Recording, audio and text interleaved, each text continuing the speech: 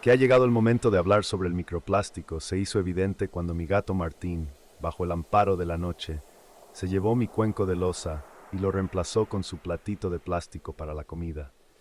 Y se negó rotundamente a cambiar de nuevo hasta que averigué cuál era el problema con ese maldito microplástico. No es correcto que el gato sepa más sobre el microplástico que yo. Hay que arrojar luz sobre este asunto. En internet se acumulaban nubes negras de las que brotaban voces infernales, lanzando maldiciones de microplástico sobre nuestras cabezas. El asunto es serio, pensé, y me sumergí en el tema. Resultó que hay un mar de información sobre el daño del microplástico. Ha llegado y está por todas partes. Entra en nuestro cuerpo y luego se queda ahí riéndose sarcásticamente, destruyendo lentamente nuestras almas pecadoras. Pero lo que me inquietaba era que en ninguna parte se observaban noticias periodísticas del tipo: este sábado una tormenta siniestra de microplástico volvió a cortar la vida de 2000 personas. Oh, y nuevamente, víctimas entre la vida silvestre. Un tigre raro se envenenó con microplástico tras comer 3 turistas. Aunque con los animales no todo es tan simple, pero vamos por partes. ¿Qué es el plástico? El plástico es un material que se crea a partir del petróleo o gas natural. El plástico se utiliza en la fabricación de una multitud de cosas, desde materiales de embalaje hasta ropa y muebles. El plástico es relativamente resistente a muchas sustancias químicas y se descompone extremadamente lentamente. En algunos casos, este proceso puede durar décadas y siglos. Probablemente no lo sabías, pero aproximadamente el 5% del petróleo y gas extraído se destina a la producción de plástico. El resto se usa principalmente como combustible. Tras su combustión obtenemos dióxido de carbono, que alegra a las plantas, y smog, que nos estimula a nosotros. Aunque el dióxido de carbono es una probable causa del calentamiento global, es consumido poderosamente por las plantas, pero el plástico no.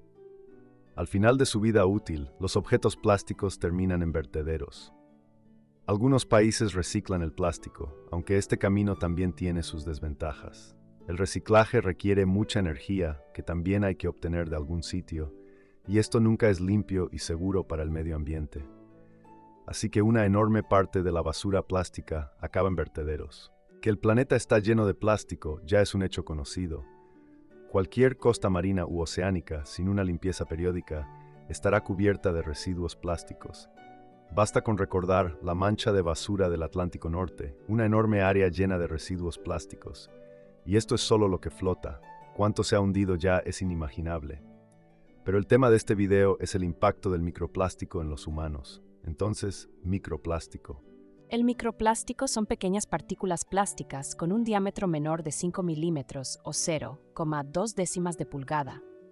Pueden ser creados intencionalmente o formarse debido a la descomposición de productos plásticos más grandes bajo la acción de factores naturales, como la luz solar, la fricción mecánica y los procesos químicos. Existen 2 tipos principales de microplástico. Microplástico primario.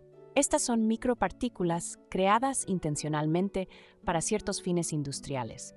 Incluyen microgránulos plásticos utilizados en cosméticos, pastas dentales, productos de limpieza e industrias. Microplástico secundario. Estas son partículas que se forman por la destrucción de productos plásticos más grandes, como botellas, bolsas y otros artículos plásticos. Pueden llegar al medio ambiente a través de la gestión inadecuada de residuos, la intemperie y la composición. Entonces, partículas potencialmente peligrosas para la salud se añaden a las pastas dentales. Ya es interesante. ¿Y cómo entra el microplástico en el cuerpo humano? El microplástico puede ingresar al cuerpo humano de varias maneras, a través de los alimentos y el agua. El microplástico está presente en muchos tipos de productos alimenticios, incluidos los mariscos, la sal, el azúcar, la miel e incluso el agua potable. Investigaciones han mostrado que los peces y otros organismos marinos pueden consumir microplástico que luego ingresa a los alimentos humanos. A través del aire, el microplástico puede ser transportado por el aire y depositarse en los alimentos y superficies. Las personas pueden inhalar estas partículas mientras respiran. A través de objetos domésticos, el microplástico también puede liberarse de tejidos sintéticos durante el lavado, descomponerse de artículos plásticos domésticos y empaques que están en contacto con los alimentos. Antes de considerar todos estos horrores, echemos otro vistazo a la Wikipedia y averigüemos cómo el microplástico afecta al cuerpo. Impacto en el cuerpo humano. Impacto físico. El microplástico puede acumularse en los órganos digestivos y causar irritación mecánica e inflamación. Sus partículas muy pequeñas pueden atravesar las paredes intestinales y entrar en el sistema circulatorio. Sustancias tóxicas. El microplástico puede contener sustancias químicas nocivas como ftalatos, bisfenol y otros aditivos utilizados en el plástico. Estas sustancias químicas pueden ser tóxicas para los humanos y afectar el sistema endocrino, causar trastornos hormonales, problemas de salud reproductiva y desarrollo. Portadores de contaminantes. El microplástico puede absorber en su superficie otros contaminantes, como metales pesados, pesticidas y otras sustancias tóxicas presentes en el medio ambiente. Al entrar en el cuerpo humano, estos contaminantes pueden causar daños adicionales a la salud. Maravilloso. Vamos paso a paso. Entonces el microplástico entra en el cuerpo con los alimentos, pero su tamaño es menor de 5 milímetros. Creo que pocos comen trozos de plástico de tamaño incluso de medio milímetro con frecuencia. Crujirían en los dientes como arena, es repugnante comer eso. Y aunque pudiéramos tragar un trozo así, después de un tiempo nos dejaría secándose las lágrimas de emoción tras conocer el maravilloso mundo interior del ser humano. Entonces, ¿el hecho de que el microplástico pueda acumularse en el intestino? Bueno, la arena también puede traernos tales problemas. Y no mordemos ladrillos por la misma razón. ¿O estamos hablando de una ensalada de botellas de Coca-Cola trituradas con vinagre balsámico y albahaca? Esto nos lleva a que nadie come trozos grandes de plástico en cantidades tales que obstruyan el intestino. Entonces, son las partículas más pequeñas las que pueden causar daño. Difícilmente bloquearemos nuestros intestinos con partículas microscópicas. ¿Y cómo pueden dañarnos? Según Wikipedia, las partículas peligrosas son las que pueden filtrarse a nuestro torrente sanguíneo. Perfecto. Me pregunté qué tamaño deben tener esas partículas. Teóricamente pueden entrar en el torrente sanguíneo partículas de 20 micrones o menos. Y las partículas menores de 5 micrones pueden entrar en las células de nuestro cuerpo. Esto es aproximadamente del tamaño de la mayoría de los microbios. Muy bien. Y luego resulta que el microplástico libera metales pesados, pesticidas y otras sustancias tóxicas que nos envenenan. Y el microplástico adquirió esas sustancias mientras volaba por nuestro mundo. ¿Por qué no voló sobre campos de violetas, donde se llenaría de aromas de flores y buen humor? No se sabe. Es decir, no te envenena, por ejemplo, el brócoli que creció en un ambiente de pesticidas, sino una partícula de microplástico del tamaño de un microbio, un villano terriblemente insidioso. ¿Y cuántos de estos monstruos flotan en el aire? La cantidad de microplástico en el aire puede variar significativamente según el lugar y las condiciones. Según investigaciones, la concentración de microplástico de menos de 20 micrones en el aire puede variar desde unas pocas partículas por metro cúbico hasta miles de partículas por metro cúbico en zonas urbanas e industriales. Bueno, esta cantidad no es especialmente clara. Comparemos con la cantidad de organismos patógenos en el aire. La cantidad de microbios patógenos como bacterias, virus o hongos en el aire varía según el lugar, la estación, las condiciones climáticas y otros factores. Investigaciones muestran que en condiciones urbanas típicas, la concentración de microorganismos puede variar desde unos pocos cientos hasta varios miles de unidades por metro cúbico de aire. Aquí algunos ejemplos. Áreas urbanas, en el aire de grandes ciudades puede haber desde 100 hasta 1000 unidades por metro cúbico de aire. Áreas rurales, la concentración de microorganismos puede ser menor, aproximadamente de 10 a 1000 por metro cúbico. Espacios cerrados. En interiores, como oficinas, escuelas u hospitales, la concentración puede variar desde unos pocos cientos hasta varios miles de organismos por metro cúbico, dependiendo de la ventilación, la cantidad de personas y la limpieza. Ahora entiendo por qué el gato Martín se niega a trabajar en la oficina y prefiere calentarse al sol cerca de la ventana abierta. Pero continuemos la investigación. Entonces, la cantidad de partículas de microplástico en promedio es aproximadamente la misma que la de microorganismos en el aire limpio del campo. Entiendo que estos números no se pueden comparar directamente. Nuestra defensa inmunológica generalmente destruye lo que inhalamos. ¿Y qué hay del polvo al que en realidad pertenece el microplástico? El polvo que entra en las vías respiratorias puede tener diferentes efectos en el cuerpo dependiendo de su tamaño y composición.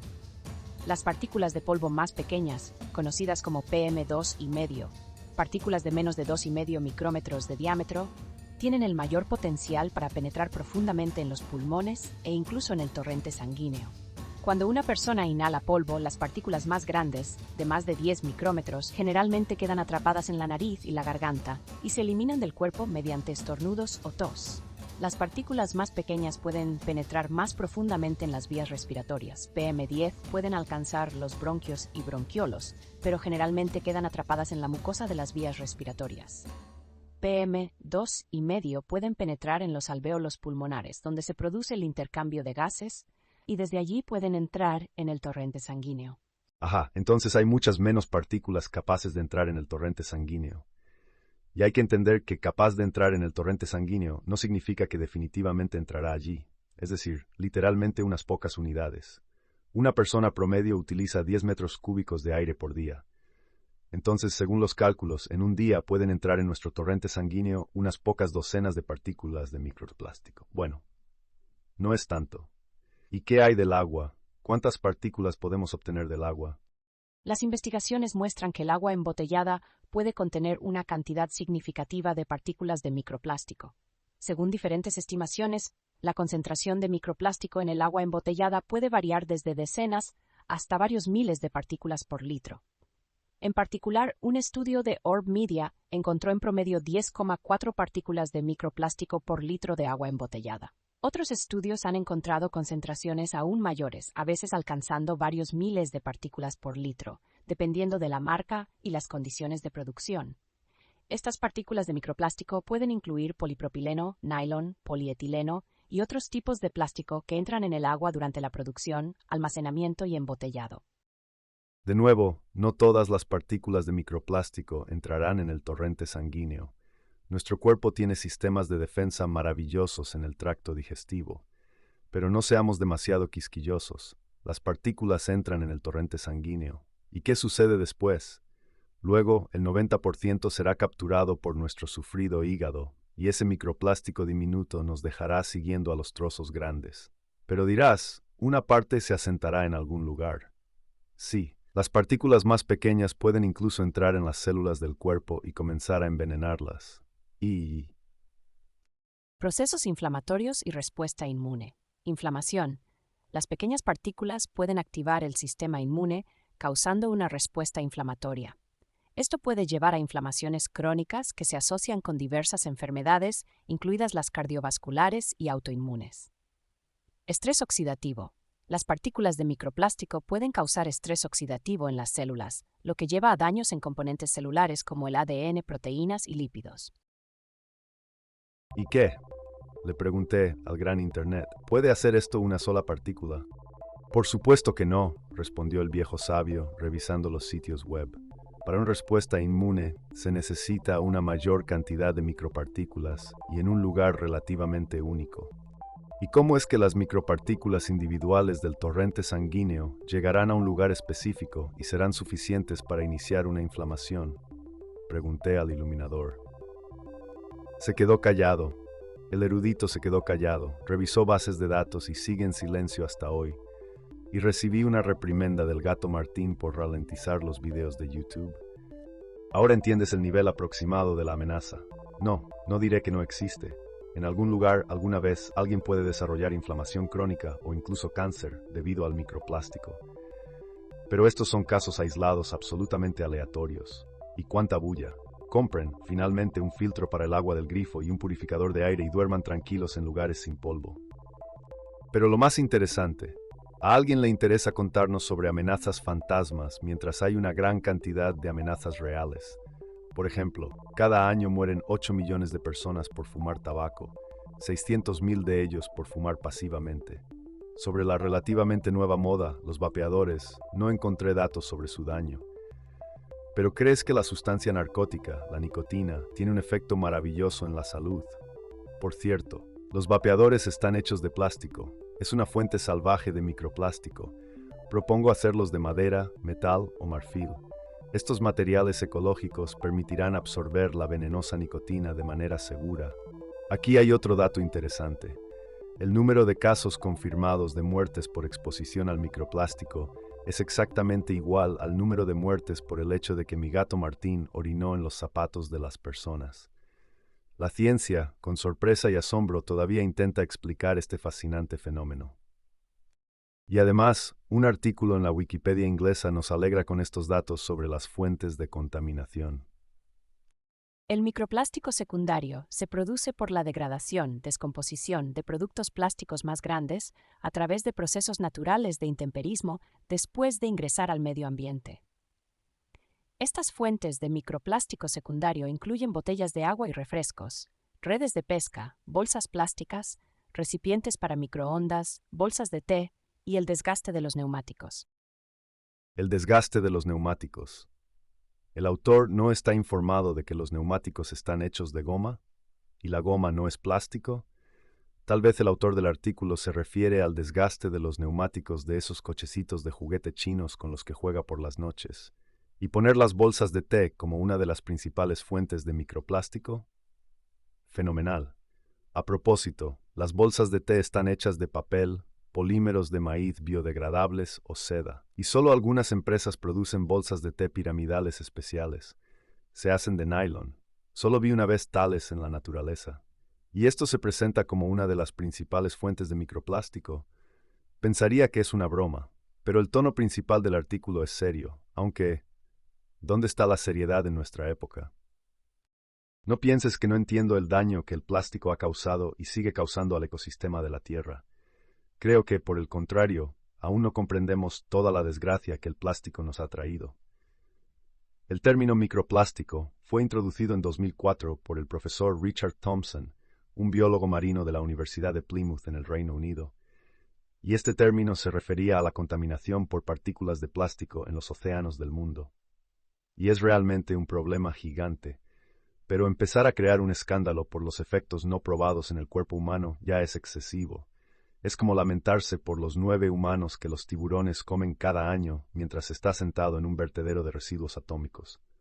Y en general, Martín, devuelve mi cuenco y cómprate uno ecológico, hecho del caparazón de una tortuga de Galápagos, y estarás a la moda.